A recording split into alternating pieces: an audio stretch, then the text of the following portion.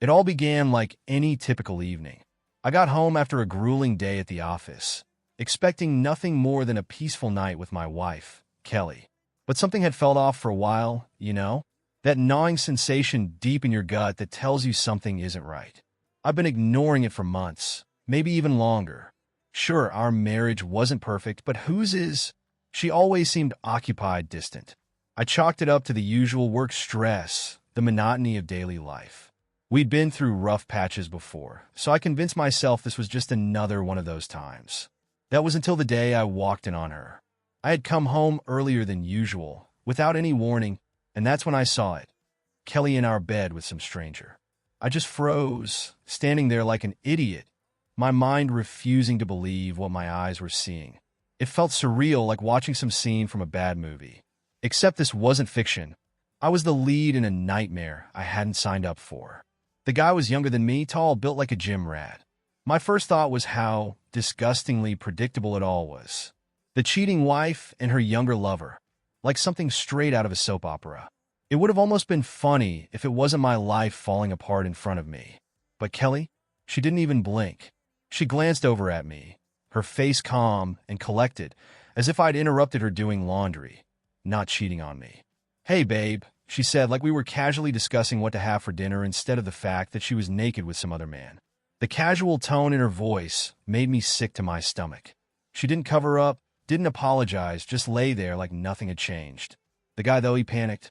He scrambled to get up, looking like he didn't expect me to be standing there. But Kelly? She just reached over and pushed him back down, her hand on his chest, like this was no big deal, like they did this all the time. It was clear I was the outsider in my own home. I wanted to do something, scream, hit something, anything, but I couldn't move. I was stuck, paralyzed by how absurd the situation was. This wasn't how I pictured finding out about her affair. I wasn't supposed to be standing here, watching this unfold. Then she said it. "Why don't you join us?" At first, I thought I must have misunderstood. I couldn't have heard her right. Or maybe I was losing it. But no, the look on her face told me everything I needed to know. She wasn't kidding. She had actually said that. My mind was racing, trying to make sense of what was happening. Here I was, catching my wife in the act, and her first instinct was to invite me to join them. No guilt, no shame, just an open invitation. "What?" I croaked out, my voice hoarse and barely recognizable. It was like the words were stuck in my throat. Kelly sat up, her hair falling over her bare shoulders, and gave me this little smile, one I hadn't seen in years. She used to smile like that just for me. "I've been thinking about this for a while," she said, like we were talking about redecorating the living room. "You, me, and him, together. I thought it could shake things up a bit." Shake things up? I just stared at her, my brain scrambling to catch up. This couldn't be real. The woman I had spent the last decade with was actually suggesting that I participate in her affair. As if cheating wasn't enough. Now she wanted to drag me into it too. I couldn't process it. Kelly kept watching me like she was waiting for an answer, and the guy, her lover, just lay there, looking way too comfortable, like this wasn't the first time. Maybe it wasn't. Maybe I wasn't the first clueless husband to walk in on them. I shook my head in disbelief. "Are you serious?" I finally managed to say, my voice shaking with anger. "You actually expect me to be part of this?" She shrugged, as if I was making a big deal out of nothing. "Why not?" she asked, as though the answer was obvious. "People do this all the time. It's not a big deal. Not a big deal." That's what she called it. Not the betrayal, not the lying, not the months or even years of sneaking around. She made it sound like it was just some small hiccup in our marriage, something that could be fixed with a little excitement. I could feel the anger boiling up inside me, threatening to spill over. My hands were clenched so tight, my nails dug into my palms, but I didn't move. I didn't yell. I was too shocked, too blindsided to do anything but stand there, frozen in place. She stood up, taking her time, almost as if she wanted to make sure I got a good look at what she thought I was missing out on. I couldn't stand it. I turned my head away, disgusted. The bed creaked as her lover shifted around, clearly unsure what he was supposed to do in a situation like this. Maybe he expected me to lose my temper, or maybe he thought I'd do what she wanted, join them. Honestly, I didn't know what I was supposed to do either. "You don't need to decide right now," she said softly, her voice dripping with that same sickeningly sweet tone. She moved toward me, her hand reaching out, and when her fingers grazed my arm, I recoiled, feeling a wave of revulsion. Just think about it, okay? Give it a little time. I slapped her hand away, hard enough that she staggered back a step. You've lost your damn mind. I snapped, my voice finally finding its edge. You're out of your freaking mind. For the first time since I walked in, I saw something flash across her face. Anger, maybe frustration, but I couldn't have cared less. Whatever emotion that was, it didn't matter. She deserved a lot more than my anger, but at that moment, I didn't have it in me to give her anything more. Before she could get another word out, I turned and walked out the door. I didn't know where I was headed, but I knew I couldn't stay. Not with her. Not with him. Not in the house that I used to think was mine, in a marriage I had thought was real. That night, I drove for hours, aimless and lost. I didn't have a destination, just the open road, the hum of the engine drowning out the chaos in my mind. My thoughts were spinning with everything that had just gone down.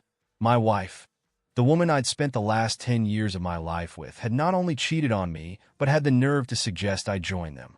The mix of disbelief, anger, and humiliation felt like a weight pressing down on my chest.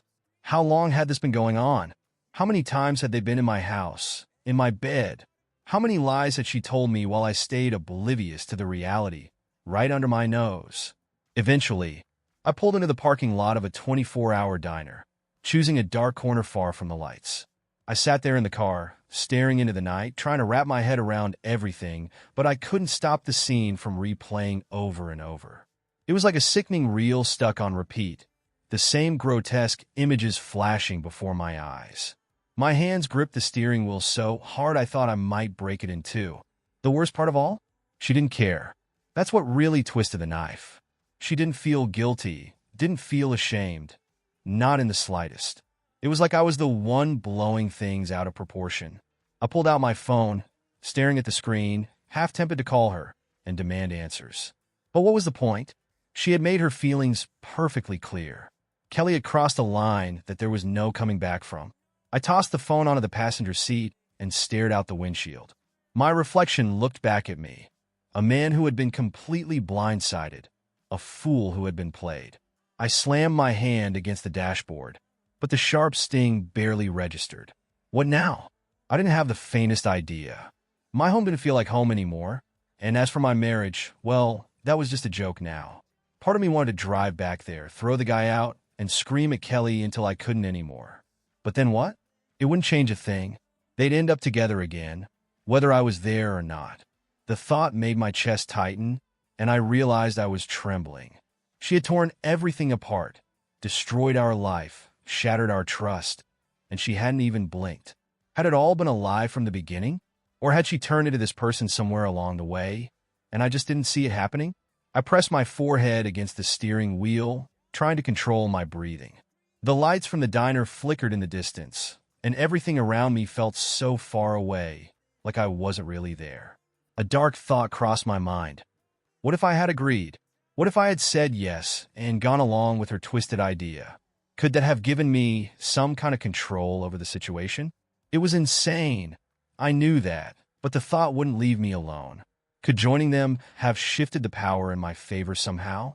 Could I have used that against her down the road? The whole idea made me feel sick, but part of me kept turning it over, unable to let it go. I had to stop myself before I went completely crazy. The diner was still open, and I needed to clear my head. I grabbed my phone and wallet, got out of the car, and walked across the empty lot. The cool night air did little to settle my nerves, but at least it was something. Inside, the place was nearly empty. A waitress was wiping down the counter without much enthusiasm, and a couple of truckers were sitting in the back, drinking coffee and talking quietly. I slid into a booth by the window, grateful for the silence and the space to think. The waitress shuffled over, offering a worn-out smile as she handed me a menu. "Coffee?" she asked, her voice as tired as she looked. "Yeah," I mumbled. I wasn't even hungry, but I needed something to do with my hands. "Thanks." She drifted back behind the counter, and I stared at the menu without really seeing it. The words all blurred together. Everything about this scene, the calm, The ordinary hum of the diner felt wrong. It was like the world kept moving, completely unaware that my life had just collapsed. I couldn't stop thinking, was this somehow my fault? Had I driven Kelly away without realizing it? Maybe I wasn't enough for her anymore. Things had felt distant between us for a while, but I chalked it up to the usual bumps you hit after being together for so long. Everyone goes through that, right? But now I wasn't sure. Maybe the distance wasn't normal. Maybe it was her slipping away, finding something in someone else that I couldn't give her anymore. The waitress returned with the coffee, setting it down with a quiet clink. I muttered a thanks and stared into the cup, watching the black liquid ripple. It was easier to focus on that than on the mess swirling in my head. Then the bell above the door chimed. Out of instinct, I looked up, and there he was, Kelly's lover. He strolled in like he owned the place, totally at ease. His eyes scanned the diner, and when he saw me, that smug smile crept across his face, the same damn grin I'd seen earlier when I walked in on them. For a moment, I thought maybe I was hallucinating, that my mind was playing tricks on me. But no, he was real as the coffee in front of me, and he was walking straight toward me. My stomach tightened, my fists clenching under the table. What the hell was he doing here? Did he follow me? Or was this some kind of twisted coincidence? My heart raced as he slid into the booth across from me, uninvited, like we were old friends catching up over coffee. "Hey," he said, leaning back as if he didn't have a care in the world. "Small world, huh?" I stared at him, too stunned to speak. What kind of guy just walks up to the husband of the woman he's sleeping with and sits down like this? Did he have some kind of death wish? He didn't seem bothered by my silence. If anything, he looked entertained, like he found this whole situation funny. He picked up the menu, flipping through it casually. "I saw you leave," he said, his tone maddeningly calm. "Thought maybe you want to talk." "Talk?" I finally managed to spit out, my voice low and sharp. "About what?" He shrugged, setting the menu down. "About Kelly. About us. About how it doesn't have to be as bad as you think." I blinked, struggling to process what he was saying. He was really sitting here, trying to convince me that sleeping with my wife wasn't a big deal. But we could just talk it out. "You're insane," I hissed, barely keeping my voice under control. He didn't flinch. "Am I? Or maybe I'm just giving you an option. You could leave, file for divorce, turn your life upside down. Or," he leaned in slightly, lowering his voice, "you could stay. Make it work." I was speechless. He actually thought I would consider sharing my wife with him, like it was some kind of arrangement we could all live with. My hands trembled as I shoved the coffee cup away, fighting to keep the rage in check. "Get out of here," I said, my voice hard and steady. But he didn't budge. He didn't even seem rattled. "You don't have to decide now," he said, his voice still smooth, like he was trying to sell me something. "Just think about it. I know what you saw was tough, but it doesn't have to end things. We can all get what we want." I couldn't listen to another word. I shot up from the booth, the chair scraping loudly against the floor, and stormed out of the diner before I did something I'd regret. The cold night air hit me like a slap to the face, but it did nothing to cool the fury boiling inside me. What kind of person was he? He thought we could sit down and calmly talk about sharing my wife like this was a business deal. I climbed into my car, gripping the steering wheel so tight I thought I might break it. My heart was still pounding, and my mind raced with anger.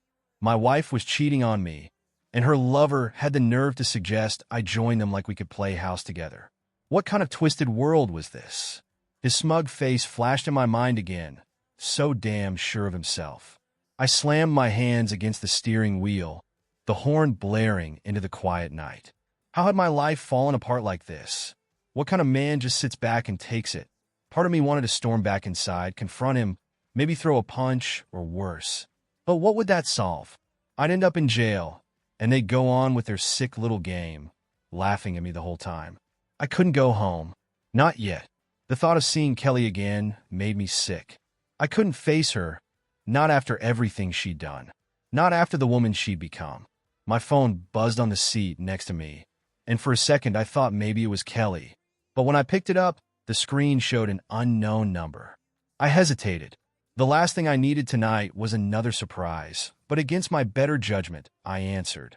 "Hello. I figured you'd need to cool off before you did something dumb." It was him, Kelly's lover. My grip on the phone tightened until my knuckles turned white. "How the hell did you get my number?" I growled. "It wasn't hard," he replied, his voice annoyingly calm. "I asked Kelly for it. Thought maybe we could talk." "Talk?" I snapped, barely holding back the anger in my voice. "We're done talking. Don't call me again, don't come near me, and stay the hell away from my wife." "She's not just your wife anymore," he said, still infuriatingly casual. "That's the part you need to understand. But she still loves you. This isn't as black and white as you're making it." I couldn't believe what I was hearing. Was this guy for real? "You don't get to decide that," I hissed through clenched teeth. "Stay the hell away from me." "I'm just saying," he continued, his tone frustratingly steady, "this doesn't have to end ugly. Kelly doesn't want to hurt you. She wants you in her life. She wants both of us. We can make this work." I couldn't take another word. I ended the call and tossed the phone onto the seat beside me, my hands shaking. What kind of world was this where some guy, some stranger, called me up to suggest sharing my wife like it was a reasonable option? The phone buzzed again, but I didn't even look at it. I couldn't deal with him, or her, or anything else right now. I needed to get out, clear my head, figure out what the hell I was supposed to do next. So I drove. The streets blurred past, the neon signs and streetlights fading into the background as I tried to outrun the mess in my mind. But no matter how far I went, I couldn't escape the images. Kelly with him, her voice so cold and matter-of-fact, telling me to join them like it was no big deal. After what felt like hours, I ended up on the outskirts of town, near a string of cheap motels. The neon signs flickered, casting long shadows across the empty parking lots. It wasn't much, but it was better than going home. I pulled into the lot of a rundown motel and just sat there, staring at the blinking vacancy sign. Part of me wanted to drive off, leave everything behind, and never look back. But where would I go? And was I really ready to walk away from everything I'd built? Was I ready to let some stranger take over my life? I checked my phone. No new messages, no more calls. Just that one from him. I wondered if Kelly even knew what he was doing. Did she realize he was calling me, trying to sell me on this twisted idea of all three of us being together? Or maybe she didn't care. Maybe in her mind, this was some kind of solution. I stepped out of the car, my legs heavy with the weight of everything that had happened. In the motel office, the guy at the front desk didn't even bother looking up from his phone as he handed me a key. Room 107. The hallway was dim, the walls stained with years of neglect. The room was small, the faint smell of mildew clinging to the air. The bed sagged in the middle, but none of it mattered. I wasn't here for comfort. I tossed my jacket on the chair and collapsed onto the bed, staring blankly at the ceiling. My mind wouldn't stop spinning. I grabbed my phone again and scrolled through old pictures of Kelly and me. Our wedding day, vacations, stupid selfies from when things were good, when I still believed we had something solid. But as I swiped through the more recent photos, I noticed something I hadn't before.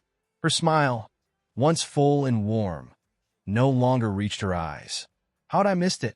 How had I been so blind? I threw the phone onto the nightstand, the knot in my chest tightening with each passing moment. I couldn't keep running from this. If I didn't face it soon, it would rip me apart. But how? How do you even start to fix something when it's this broken? I lay there for hours, staring at the ceiling, listening to the faint hum of traffic outside. Sleep wouldn't come. It couldn't. Not when everything I thought I knew was crumbling around me. At some point, I must have dozed off because the next thing I knew, there was knocking at the door. It started off soft, barely noticeable, but then it got louder. I sat up, groggy, rubbing my eyes. The room was dark, except for the faint light filtering in through the blinds. I glanced at my phone, 2:13 a.m. Who the hell could be knocking at this hour? I stumbled out of bed, my body aching, and cracked the door open, ready to tell whoever it was to go away. But when I saw who it was, I froze. It was Kelly. She stood there, arms crossed, her eyes locked on mine, searching. We just stood there for a moment, staring at each other, both of us caught in this strange, heavy silence. I didn't know what to say, and from the look on her face, she didn't either. Finally, she broke the tension, her voice soft, almost pleading. "Can we talk?" Part of me wanted to slam the door in her face, to tell her to go back to the man she'd chosen over me. But another part, the part that had loved her for so long, was still desperate for answers. So, I stepped aside, wordlessly letting her into the cramped, dingy room. She walked in slowly, looking around like she didn't belong in a place like this. Hell, neither of us did. This wasn't supposed to be our life. She sat down on the edge of the bed, clasping her hands tightly in her lap, avoiding my gaze. I stayed near the door, putting distance between us. I wasn't sure I could trust myself to be close to her without something breaking loose inside me. After a long pause, she finally spoke, her voice barely a whisper. I didn't know he was going to call you. I didn't ask him to do that. Does that change anything? I asked, my voice flat and motionless. Is that supposed to make this all better? She shook her head slowly. No, I didn't want you to find out this way. Find out what? I snapped, bitterness seeping into my words. That you've been screwing some guy behind my back? Or that you thought maybe I'd be okay with it if you invited me into your little arrangement? Her face went pale at my words, and she winced like they physically hurt her. It's not what you think, she whispered, her voice cracking. It's more complicated than that. I let out a harsh laugh. Oh, it's exactly what I think. You cheated Kelly. You lied, you broke us, and now you're standing here like it's not as bad as it seems. Her eyes finally met mine, and for the first time, I saw something I hadn't expected. Fear. Guilt, maybe. It was hard to tell, and honestly, I didn't care. I never wanted to hurt you, she said, her voice trembling. Then why did you? I shot back, barely keeping my voice steady. She opened her mouth to answer, but closed it again, like she couldn't find the words, or maybe didn't want to give me the real answer. Either way, it didn't matter anymore. I turned away from her, looking out the window into the empty parking lot. Why are you here, Kelly? What is it that you want from me? Her hesitation lingered before she finally spoke. I don't know, she admitted quietly. I don't want this to be over. I turned around, disbelief and frustration boiling inside me. And what exactly do you think is going to happen here? You want me to just pretend like none of this ever happened? Like I didn't walk in and see you with him? She stood up, closing the distance between us. Her hand reached out, barely brushing against mine. No, she whispered, her voice shaky. I know we can't pretend, but maybe we can figure it out. Maybe we can still fix this together. I stared at her, torn between the person I'd spent so many years with and this version of her that I didn't even recognize anymore. She was right about one thing. This didn't have to be the end. But maybe it should be. I felt the weight of everything crushing down on me, and her touch, once something that brought comfort, now felt like a stranger's. It didn't belong here anymore. Together? I echoed, barely believing she was serious. What exactly do you think there is to fix? You're having an affair, Kelly. You invited me to be a part of it like that would somehow solve everything. What the hell is left to work on? Her grip on my hand tightened, more desperate than I expected. I know I hurt you, she said softly. I know you're angry, and you have every right to be. But I don't want to lose you. I pulled my hand away, anger surging through me again. You already lost me the second you brought him into our bed. Her face crumpled, her eyes filling with tears she'd been holding back. For the first time since this mess started, I saw real emotion, but it didn't matter. It didn't change anything. I didn't mean for it to go this far, she whispered, her voice shaky. I was just lost. I needed something different. Different, I repeated, the word tasting bitter in my mouth. So, your solution was to sleep with someone else? She shook her head, her lip trembling. It wasn't about fixing anything. I don't know what it was. I just felt so disconnected from everything. From you. From us. I stared at her, realizing that the person I'd built my life with was a stranger to me now. Had she been all along? Or did this happen slowly, without either of us realizing until it was too late? So what? I asked, my voice low and barely under control. You thought dragging me into it would somehow make things better? A tear slid down her cheek as she shook her head again. I thought it would keep us together, she whispered. I thought maybe it would be something we could share. Something that could help. The absurdity of it all hit me like a punch in the gut. You honestly believe sharing you with another man would save our marriage? Her voice cracked as she broke down. I don't know. I don't know what I was thinking. I was desperate, and I didn't want to lose you. Her words cut deep, but they didn't change the reality of what had happened. Desperate or not, she'd made her choice, and now we were both stuck with the consequences. The room felt suffocating, the air thick with everything that had been left unsaid for far too long. "I can't do this," I muttered, stepping away from her, needing to escape the weight of it all. "I can't pretend like this is something we can just fix by talking," I said, my voice barely controlled. Kelly took a shaky breath, wiping her face with trembling hands. "So, what do we do? Just throw it all away?" I turned to her, the anger simmering beneath the surface, waiting to explode. "You already threw it away the second you decided to cheat, Kelly. That wasn't me. It was you." Her shoulders sagged, her eyes reflecting a mixture of regret and something else. Maybe realization, maybe understanding. I couldn't tell, and honestly, I didn't care. I couldn't stand to look at her any longer. "I should go," I said, my voice flat, devoid of emotion. "I need to figure out what's next." "Wait," she pleaded, stepping toward me, her voice desperate. "Please don't leave. We can work this out. We have to." I shook my head, the weight of everything pressing down on me. "No, we don't. Not like this." She froze, her face pale, her eyes widening with something close to fear.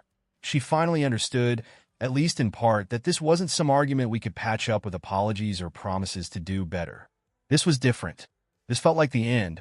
I grabbed my jacket, each movement slow and deliberate, every step feeling like I was pulling a piece of myself apart. She stood there, watching me, tears still streaking down her face, but she didn't try to stop me again. She knew.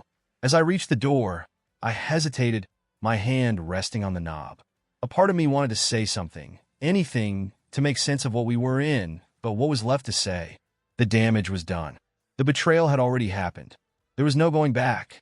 I opened the door and walked out of the motel without looking back.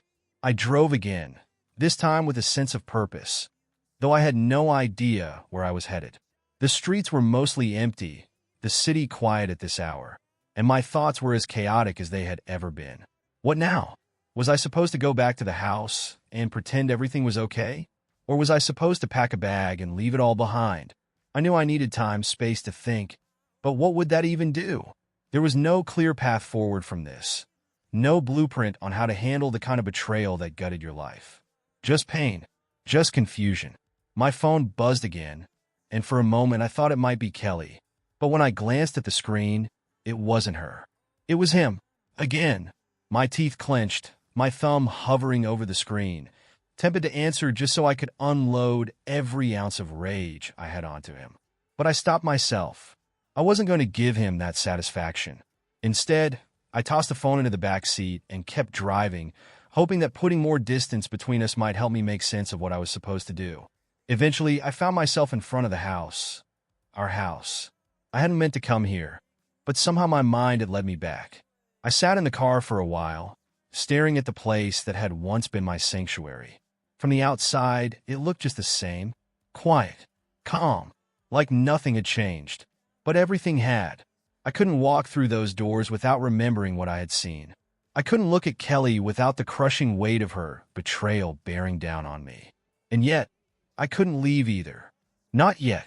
I got out of the car, the cool night air chilling my skin as I walked up to the front door. My hand hovered over the knob for what felt like forever before I finally turned it. The door creaked as I stepped inside, the house eerily silent.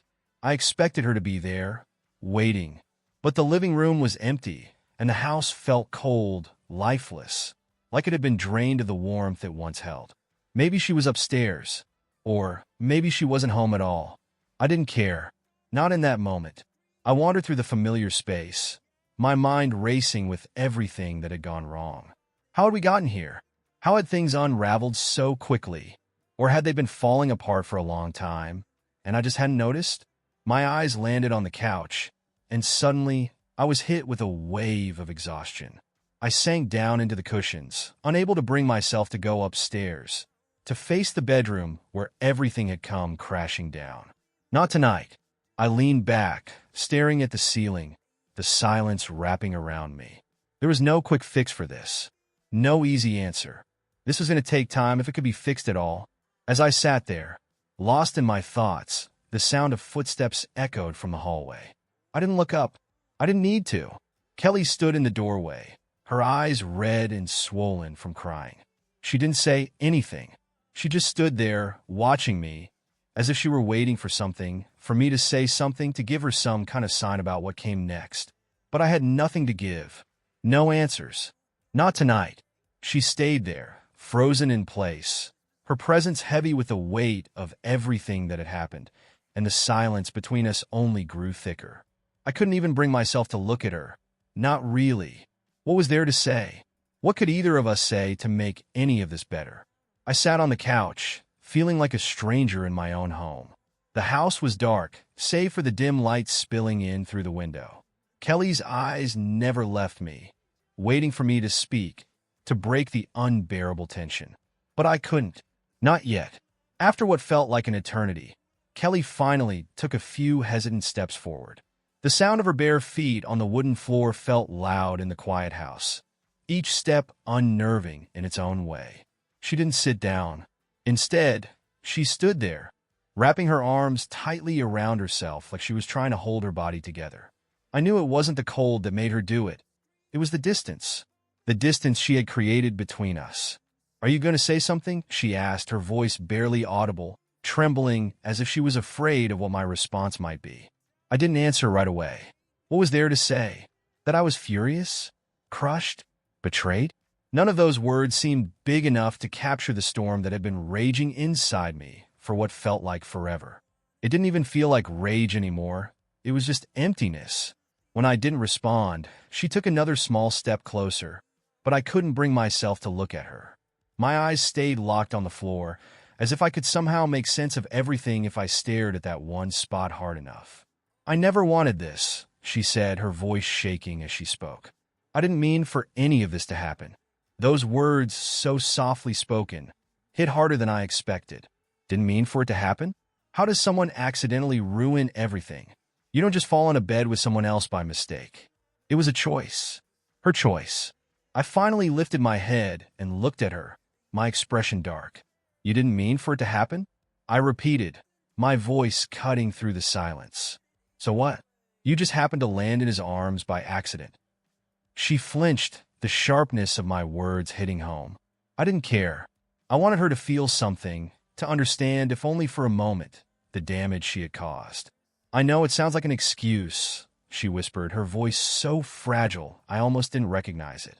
"And I know it doesn't make sense, but it wasn't supposed to be like this. It wasn't supposed to go this far." "How far was it supposed to go, Kelly?" I demanded, my voice rising despite my best efforts to stay calm. "Was this just some game to you? Something to make your life more exciting while I was completely clueless?" Her eyes widened, filling with tears, and she shook her head quickly. "No, it wasn't like that," she cried, her voice desperate. "I never wanted to hurt you.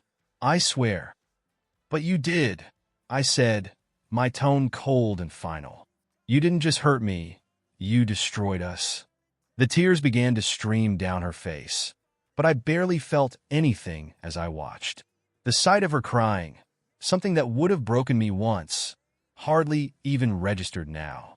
I was numb, hollowed out by everything she had done. She sank down onto the couch across from me, her face crumpling under the weight of her own guilt. "I don't know how to fix this," she whispered, her voice cracking under the strain. "I don't even know if it's possible."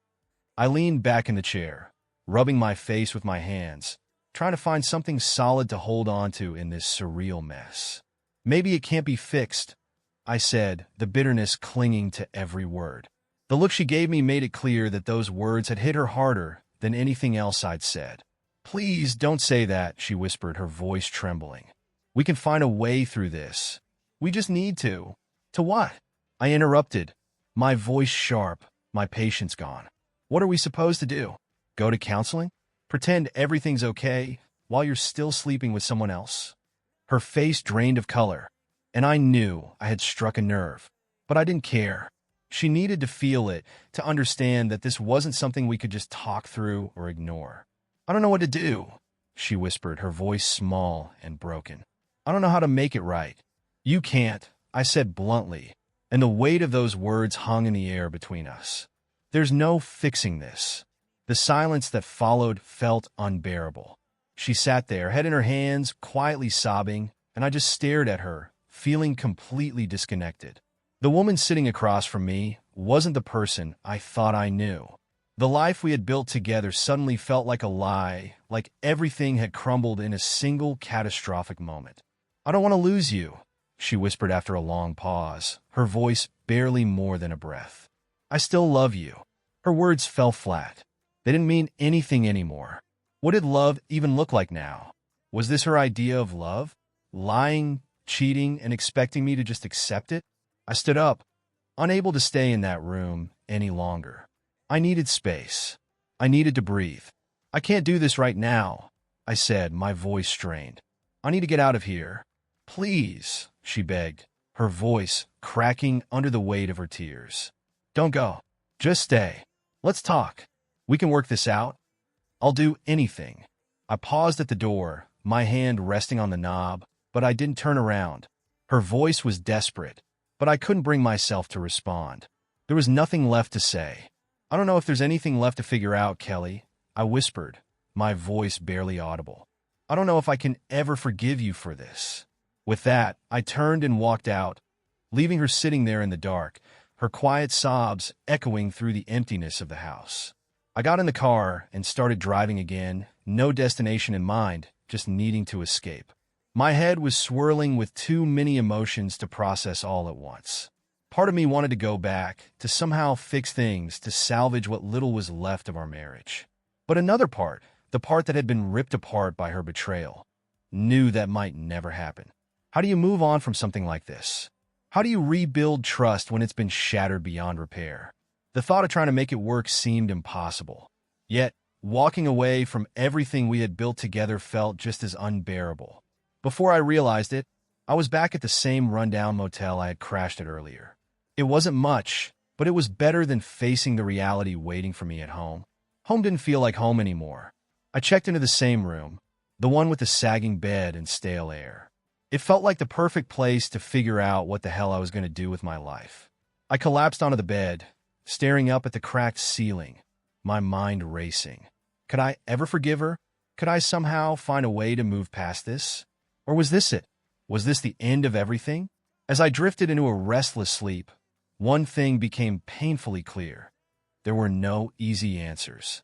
I woke up the next morning in that dingy room, my head pounding and my body feeling heavy. Faint sunlight crept through the blinds, but it felt like time had slipped away, like the day wasn't really starting. The weight of everything hung over me. Kelly, the affair, her twisted idea of sharing her lover. It all came crashing back with brutal clarity. There was no escape from it. I hadn't heard from her since I left the house. No calls, no messages. I picked up my phone, half expecting, half hoping for some desperate explanation from her. But the screen was blank. Not a single missed call. The silence was overwhelming, making everything feel more real. I tossed the phone onto the bed, staring down at the worn carpet beneath my feet, trying to figure out my next move. Part of me wanted to disappear, walk away from it all, and start over somewhere new. But I knew that wasn't possible. Too many loose ends. Too many unresolved questions. Walking away wouldn't solve anything. I needed to face her. I needed answers. I needed to understand why she had done this to us. At the same time, I didn't think I could handle hearing her excuses. I wasn't sure I could stomach the sound of her telling me she still loved me, that it didn't mean anything, that it wasn't my fault. Those were just words, empty words that wouldn't change the reality of what she had done. I grabbed my jacket and left the motel, the cold morning air biting against my skin as I stepped outside. The world around me was waking up, cars passing by, people going about their lives, blissfully unaware of the storm I was caught in. For them, nothing had changed. But for me, everything had.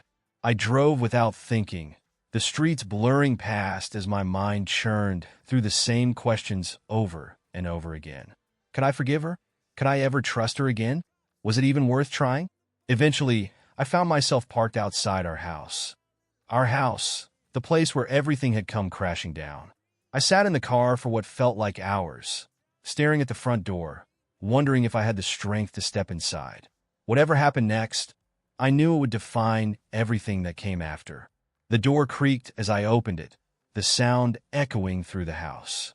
Inside, everything looked exactly the same as it always had, but the air felt heavy, thick with the weight of what had happened. The betrayal, the lies, the pain, they were still there, lingering in every corner. Kelly was sitting at the kitchen table, a mug of coffee in her hands. She looked exhausted, like she hadn't slept at all. Her eyes were red and swollen, and when she saw me, she straightened up, her gaze locking onto mine. We stood there for a long moment, neither of us saying anything. The tension between us was palpable, every unsaid word hanging in the air, waiting to explode. But I didn't know where to begin. I wasn't even sure if I wanted to begin. Where were you? Kelly's voice was barely a whisper, raw from crying. I shrugged, keeping my response flat and emotionless. Motel. She nodded slowly, her fingers tightening around the mug in her hands. I was worried. Worried, I said, the words slipping out before I could stop myself. Why? You made your choice. I figured you'd be just fine with him. Her face crumpled as she set the mug down, her hands trembling slightly.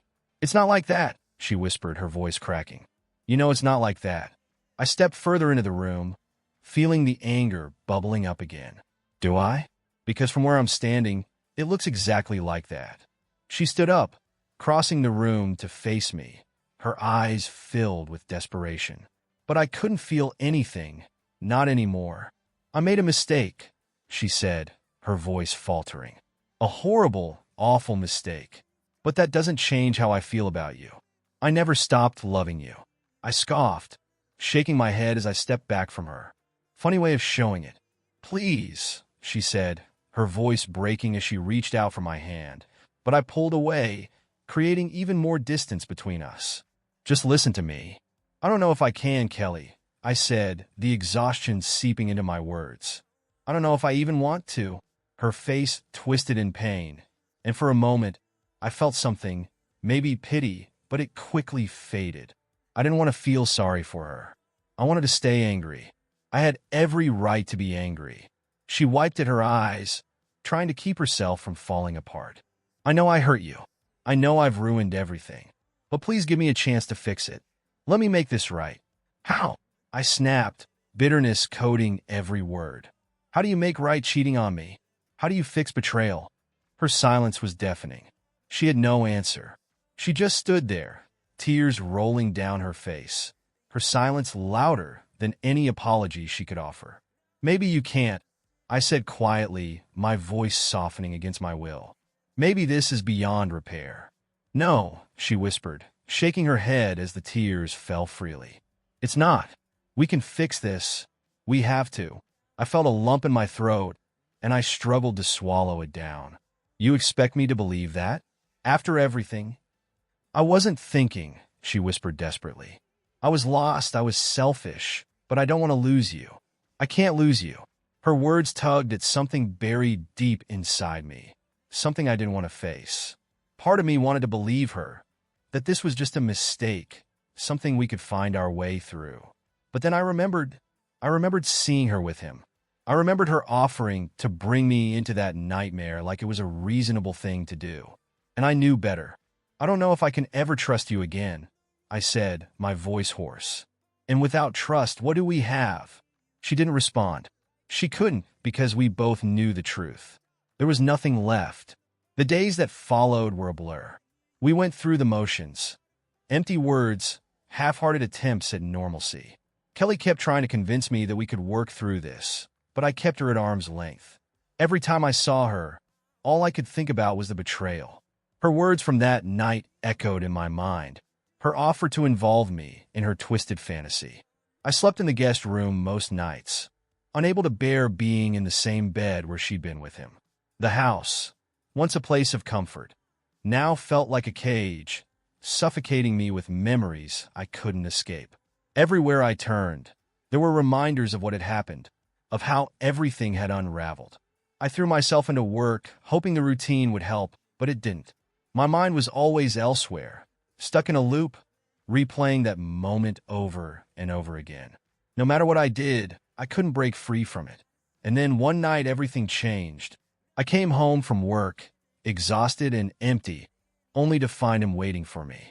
Kelly's lover. He was leaning against his car in the driveway, arms crossed casually like he had every right to be there. My heart pounded as anger coursed through me.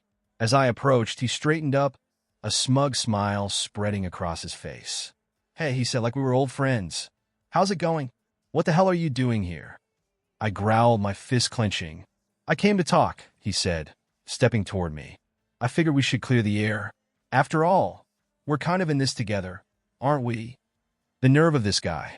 He actually thought he could waltz into my life, into my marriage, and act like we were all part of some twisted, open arrangement. "You need to leave," I said through gritted teeth. "Now," he chuckled, shaking his head. "You're still mad, I get it. But you don't have to be. We can figure this out. We can all get what we want." That was it. I snapped. Without thinking, I lunged at him, grabbing him by the collar and slamming him against his car. His cocky grin vanished, replaced with wide-eyed shock. For the first time, I saw fear in his face. "You think this is a joke?" I hissed, my face just inches from his. "You think you can just show up here and play house with my wife?" He stammered, trying to form words, but I wasn't interested in listening. I was done playing nice. I shoved him away with enough force to send him stumbling back, barely catching his balance.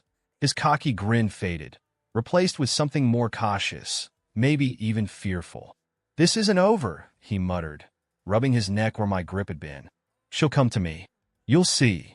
He climbed into his car and sped off, leaving me standing there, adrenaline surging through me, my hands still trembling with anger. I watched the taillights disappear into the distance, wondering how my life had spiraled so far out of control. When I finally stepped inside, Kelly was there, her eyes wide with concern. "What happened?" she asked, her voice shaking. "Who was that?" "Your lover." I spat, the words bitter on my tongue. "He thinks you're going to leave me for him." Her face went pale, her eyes wide with shock. "That's not true," she whispered. "I swear to you, that's not true." But I didn't believe her. Not anymore. I couldn't. As I stood there, looking at the woman I had once loved more than anything, the realization hit me. This wasn't about forgiveness. This wasn't about trying to fix things anymore. This was about survival. And I wasn't sure if we could survive this. After that night, everything changed. Something inside me broke. A part of me snapped in a way I didn't think was possible. I couldn't shake the image of him standing in the driveway, his smugness, the way he acted like he'd already won. Like I was the fool in my own life. The anger that had been simmering beneath the surface for so long became a constant hum, making it impossible to think straight. I started avoiding Kelly more than ever, coming home late, leaving early, making sure we barely crossed paths. When we did speak, the conversations were cold, distant, like we were both pretending we still existed in the same world. But we didn't. Whatever we once had was long gone, and neither of us wanted to admit it. Days passed like this. Days filled with nothing but silence and tension, both of us tiptoeing around the inevitable. Then, one night, I found myself back in the guest room, staring at the ceiling, wide awake while Kelly slept in our bedroom. It had been weeks since I'd last shared a bed with her, and even the thought of being near her felt like a betrayal of myself. I couldn't keep pretending, but I couldn't leave. Not yet. The next morning, I was sitting at the kitchen table, sipping coffee, when Kelly came in. She looked fragile, like she hadn't slept at all. Her eyes were red-rimmed, her face pale. She sat down across from me, her hands folded in her lap. For the first time in days, she spoke.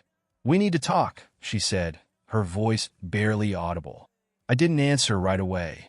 I wasn't sure I had the energy for more of her apologies, for more desperate attempts to fix something that was broken beyond repair. But there was something in her voice that told me this was different. There was a finality to it, something I hadn't seen in her before. "About what?" I asked, keeping my tone neutral, detached. She took a deep breath, her eyes focused on the table in front of her. "I've been thinking about everything. About what I did. About us." I stayed silent, waiting for her to continue. "I don't think we can come back from this," she admitted quietly, her voice trembling. "I think I've ruined us. and I'm sorry, but I don't know how to fix it. There it was, the truth I'd been avoiding for so long, spoken aloud for the first time. A part of me felt relief, like a weight had been lifted, but another part of me, the part that still clung to who we used to be, felt shattered all over again. I don't know if there's anything left to fix, I said, my voice steady but cold. You made your choice. She looked up at me, her eyes filled with regret. I know, and I'll never forgive myself for it. But you deserve more than this. More than me. The words hung between us, heavy with everything we hadn't said. I could see it in her eyes. She was giving up. She was admitting this was the end. I didn't want it to end like this, she whispered, tears sliding down her cheeks. I thought we could find a way through this, but maybe that was selfish of me.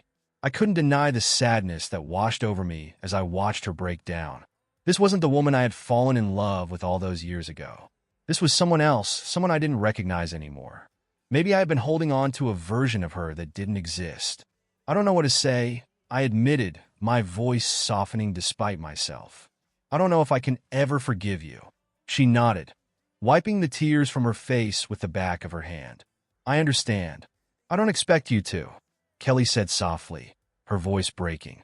I need you to know that I never stopped loving you, even after everything.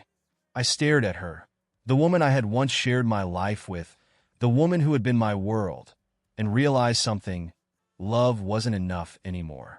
Love didn't erase the betrayal. It didn't fix what had been broken.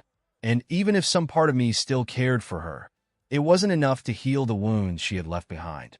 I think you're right, I whispered, my voice almost too quiet to hear. Maybe this is the end. She closed her eyes, her body trembling as she cried quietly into her hands. I watched, feeling detached, like I was on the outside looking in. Part of me wanted to comfort her, to tell her that it would be okay, but I couldn't. I didn't have that in me anymore. This was our reality now, a world where the damage had been done, and love couldn't undo it. For the first time in what felt like forever, I took a deep breath. It wasn't exactly relief, but it was the start of something else, something new. It was the beginning of letting go. Later that evening, I left the house, my mind clearer than it had been in weeks.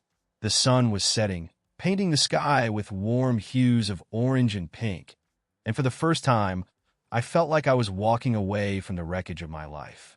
Kelly and I hadn't officially made any decisions, but we both knew where things were headed. We didn't need to say it aloud. As I drove, I started thinking about the future. What comes next? The thought of starting over felt terrifying, but in some strange way, it also felt liberating. I had spent so long wrapped up in this marriage, in this idea of who we were supposed to be, that I had never considered what life might look like without her. But now I had no choice. I let the car carry me down the road without a destination in mind, the radio humming softly in the background. It felt good just to be moving, to be going somewhere, even if I didn't know where that somewhere was. Eventually, I found myself pulling into a small, quiet bar on the edge of town, the kind of place people went to disappear for a while. I parked the car and walked inside, grateful for the dim lighting and the sense of anonymity it offered. I took a seat at the bar, ordered a drink, and let the quiet murmur of voices and clinking glasses wash over me. For the first time in weeks, I felt a flicker of peace. It wasn't much, but it was something. That's when she walked in. I hadn't planned on talking to anyone that night. I just wanted to sit with my drink and my thoughts, to have a moment of silence away from everything that had been consuming me. But when she walked through the door, something shifted. She wasn't like anyone else in the bar. She carried herself differently, confident but not arrogant, calm but with a presence that made you take notice. She sat a few stools down from me, ordered her drink, and surveyed the room. Our eyes met for just a second, and she gave me a small smile. It wasn't a flirtatious smile, nor was it forced.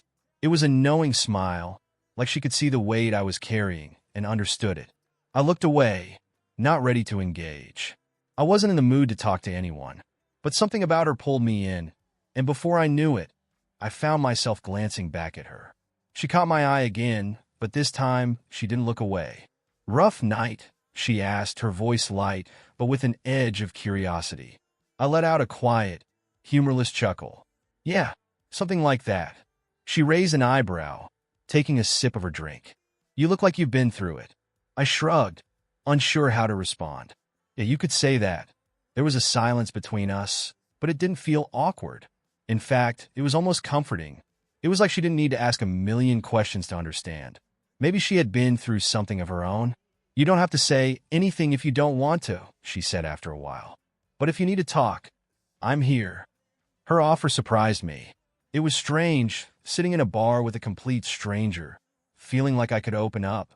Maybe it was the exhaustion finally catching up to me. Or maybe it was just the drinks, but I found myself talking. Not about everything, not in detail, but enough for her to get it. Enough for her to know that my world had recently fallen apart. She listened without interrupting, nodding here and there, but she never asked too many questions. There was no judgment in her eyes, no pity, just understanding.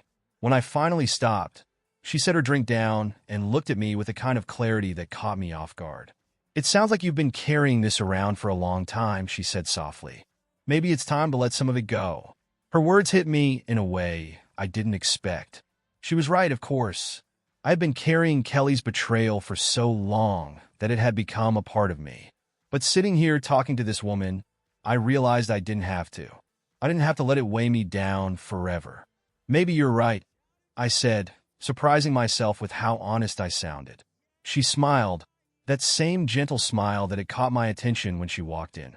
You've got a lot of life ahead of you, she said. Don't let one mistake ruin it. We stayed there for a while longer, talking about nothing in particular, just filling the space between us.